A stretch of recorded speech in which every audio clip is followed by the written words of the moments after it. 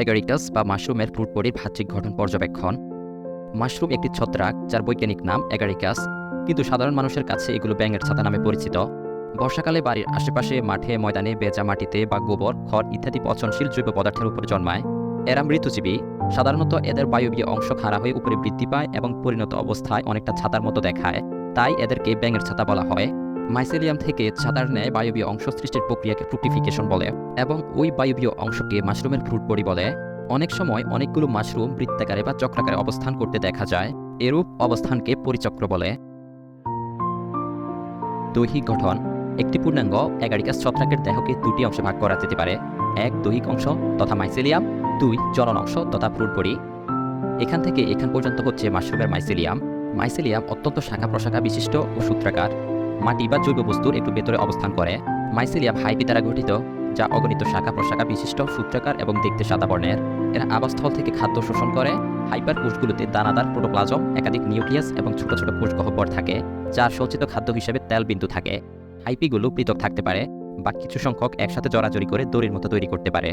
Agaricus এর দড়ির মতো হাইপাল অংশকে রাইজোমর্ফ বলে। একদিনে একটি মাশরুম 1 কিলোমিটার দীর্ঘ হাইপি তৈরি করতে পারে। জনন অংশ বা ফ্রুট বডি। এখান থেকে এখান পর্যন্ত হচ্ছে মাশরুমের ফ্রুট বডি বা জনন অংশ। মাটি বা আবাদ মাধ্যম থেকে উপরে বাড়তে থাকে।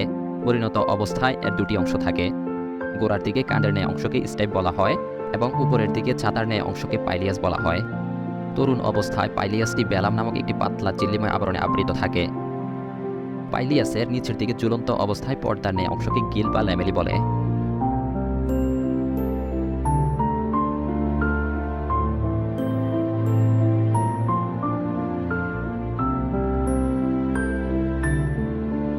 স্টাইপের মাথায় একটি করে চক্রাকার অংশ থাকে, যাকে অ্যানুলাস বলে।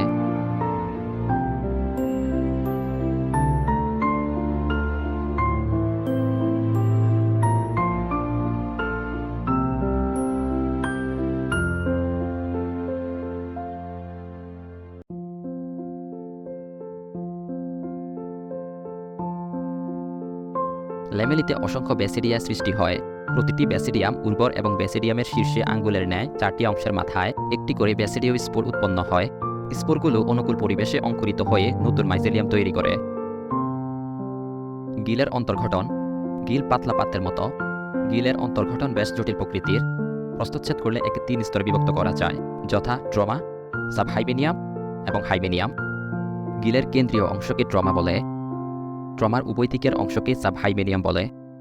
গিলের উভয় দিকের বহিস্থ স্তরকে হাইবেনিয়াম বলে। ব্যাসিডিওকার্ভ। ব্যাসিডিওমাইসিটিস শ্রেণীর ছত্রাকের ফ্রুট বডিকে ব্যাসিডিওকার্ভ বলে। কাজেই এগারিকাসের ফ্রুট বডিকেও ব্যাসিডিওকার্ভ বলা হয়। অঙ্কুরোদ্গম। অনুকূল পরিবেশে ব্যাসিডিও স্পোর অঙ্কুরিত হয়ে মনোক্যারিওটিক প্রাথমিক মাইসেলিয়াম গঠন শুরু করে। সোমাটোগেমের মাধ্যমে প্রাথমিক মাইসেলিয়াম হতে গৌণ মাইসেলিয়াম উৎপন্ন হয়। পরে গৌণ মাইসেলিয়ামের সহায়তায় সৃষ্ট রাইজোমর্ফ দিয়ে প্রতিকূল অবস্থা অতিক্রম করে। মাশরুমের উপকারিতা। মাশরুম বিভিন্ন ভিটামিন সমৃদ্ধ হওয়ায় পৃথিবীর বহু দেশে এটি সুপ্রিয় খাদ্য হিসেবে পরিচিত। এজন্য পৃথিবীর বহু দেশে এর চাষ করা হয়। বর্তমানে বাংলাদেশেও এর ব্যাপক চাষ শুরু হয়েছে। এটি টাটকা ও সংরক্ষিত উভয় অবস্থায় বাজারে বিক্রি করা হয়। বাংলাদেশের বড় বড় হোটেলগুলোতে খাদ্য হিসেবে, বিশেষ করে স্যুপ তৈরিতে মাশরুম ব্যবহৃত হয়। টাটকা মাশরুমে নানা ধরনের ভিটামিন পাওয়া যায়, যেমন thiamine, riboflavin, vitamin C, vitamin D, vitamin K ও প্যান্টোথেনিক অ্যাসিড। মাশরুম ঋতুজীবী, তাই বিভিন্ন ধরনের জটিল দ্রব্যকে ভেঙে মৃত্তিকার পুষ্টি বৃদ্ধি করে থাকে। এতে আঁশ বেশি থাকায় এবং শর্করা ও চর্বি কম থাকায় ডায়াবেটিস রোগীর জন্য একটি আদর্শ খাবার। এতে শর্করা, প্রোটিন, চর্বি, ভিটামিন, খনিজ লবণ, ক্যালসিয়াম, পটাশিয়াম, ফসফরাস, আয়রন ও কপার এমন সমন্বয়ে আছে যা শরীরের ইমিউন সিস্টেমকে উন্নত করে।